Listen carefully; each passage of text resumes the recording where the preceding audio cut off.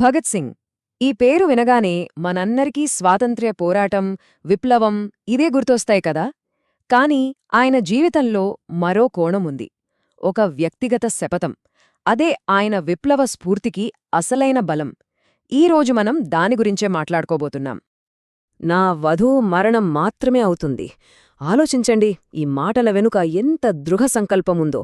ఇది కేవలమో మాట కాదు, తన జీవితాన్ని దేశం కోసం అంకితం చేస్తూ ఆయన తీసుకున్న ప్రమాణం.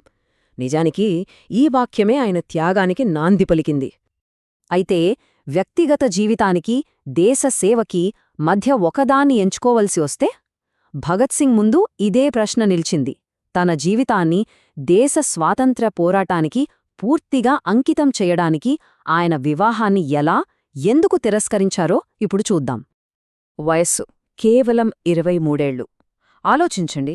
ఆ వయసులో మనలో చాలామంది మన భవిష్యత్తు గురించి, కెరీర్ గురించి కలలు కంటూ ఉంటాం. కాని భగత్ సింగ్ తన జీవితం ఎక్కువ కాలం నిలవదని తెలిసినా సరే తన ప్రతి శ్వాసని దేశ విముక్తి ఉద్యమానికే ధారపోశారు. సో ఆయన జీవితంలో ఒకే ఒక్క లక్ష్యముండేది, దేశ విముక్తి. ఈ యొక్క లక్ష్యం ఆయన తీసుకున్న ప్రతి నిర్ణయాన్ని, ఆయన బతికిన ప్రతి క్షణాన్ని ఎలా శాసించిందో ఇప్పుడు చూద్దాం. ఈ టైంలైన్ చూడండి. 1924, 1931 మధ్యలో కేవలం 7 సంవత్సరాలు.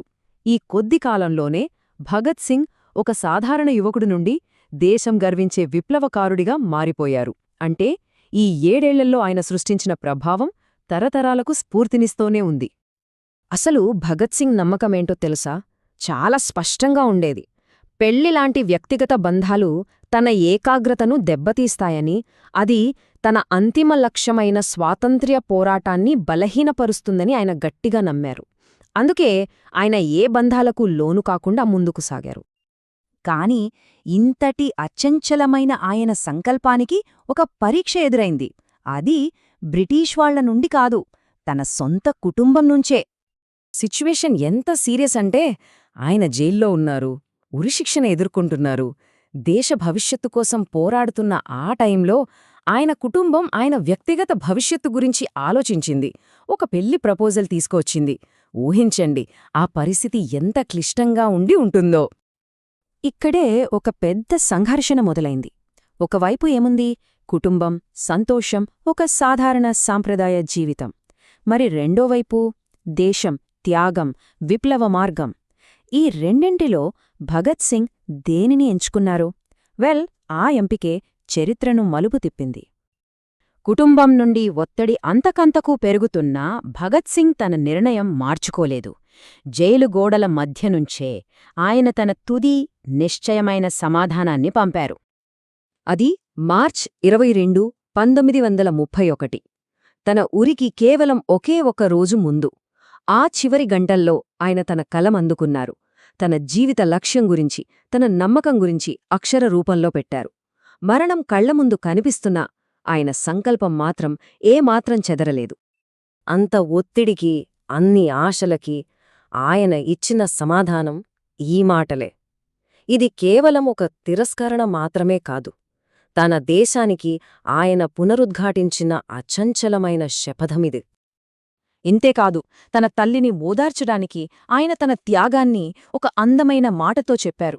దేశ స్వాతంత్ర్యమే తన వధు అని, దేశ్ని అనే అద్భుతమైన కోడలిని ఇంటికి తీసుకొస్తానని మాటిచ్చారు.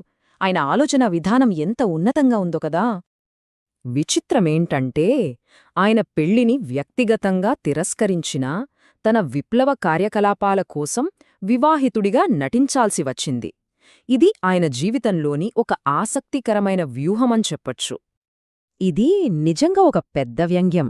ఏ వివాహబంధం తన లక్ష్యానికి అడ్డంకి అనుకున్నారో అదే వివాహితుడి వేషం ఆయన్ని బ్రిటిష్ వారి నుండి తప్పించి తన స్వేచ్ఛా పోరాటాన్ని ముందుకు తీసుకెళ్లడానికి సహాయపడింది. సో మనమిక్కడ గ్రహించాల్సిన ముఖ్య విషయమేంటి అంటే ఆయన త్యాగం కేవలం ప్రాణమివ్వడం మాత్రమే కాదు, ఆయన కావాలనే ఉద్దేశపూర్వకంగా ఒక సంతోషకరమైన వ్యక్తిగత జీవితాన్ని కూడా వదులుకున్నారు దేశం కోసం. చివరిగా భగత్ సింగ్ కథ మన ముందు ఒక ప్రశ్నను ఉంచుతుంది. ఒక వ్యక్తి తీసుకున్న ఇంతటి వ్యక్తిగత త్యాగం దేశభక్తి అనే పదానికే కొత్త అర్థాన్ని ఎలా ఇవ్వగలదు? ఈ ప్రశ్న గురించి ఆలోచిస్తూ ఈ విశ్లేషణను ముగిద్దాం.